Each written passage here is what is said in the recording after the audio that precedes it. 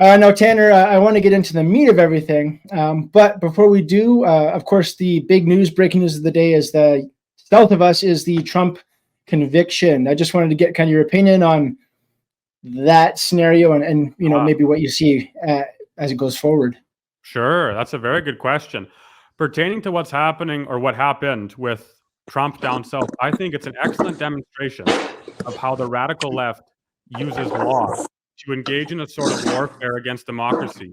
We're in a state right now where the legal colossus of laws in this country and in America and other countries around the world is so massive. That book of laws is so massive that if you search through it long enough, pretty much everything is illegal. Like, I think almost all of us could be arrested at any moment, at any given moment, not because we've committed some serious crime, but rather because this legal book of codes that we now are ruled by is so huge that you can twist words and search messages and search through meaningless conversations to create a situation where all men are guilty. So we know what Trudeau's poll numbers look like, and Trudeau knows what his poll numbers look like.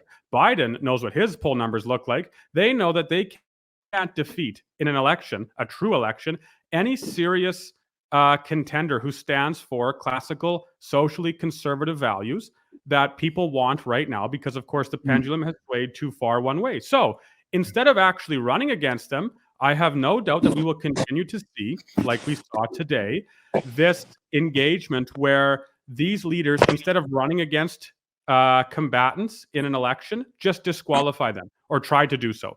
They disqualify them in this case, or trying to do so, by using law, by keeping them out of the race, saying that they're old-fashioned or they're not progressive enough to run in government or to hold office. And so it is, they won't have to beat those contenders in an election. They'll just not allow them to run. I'm sure that'll continue. It's happening more and more, and we have to work hard to fight against it. If these courts cared half as much about actual crime as they did or do, destroying Trump, you would see the abolition of crime in about a week, right?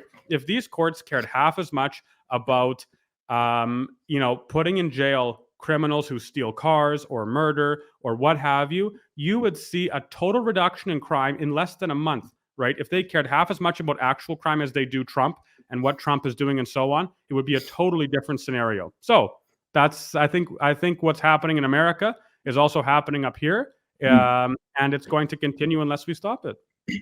I just saw that today, actually, a little a snippet. I guess someone with a cell phone camera was recording some lady who basically stole a cop car in the States and ran over him, and she got acquitted.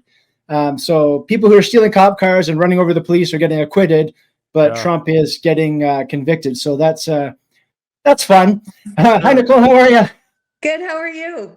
Good. Have you been keeping up with today's breaking news about the conviction of Trump down south in New York, I think it is? Not today, actually. I was actually on a lake today in oh, beautiful. Kimberley. So, yeah. Amazing. Well, that's what's going on. Our world is on fire. But as I mentioned in a post on X before we came on, there's lots of trouble in the U.S., but here in Canada, we have our own problems to sort out. And that's what we're here to talk about tonight, is one of those things.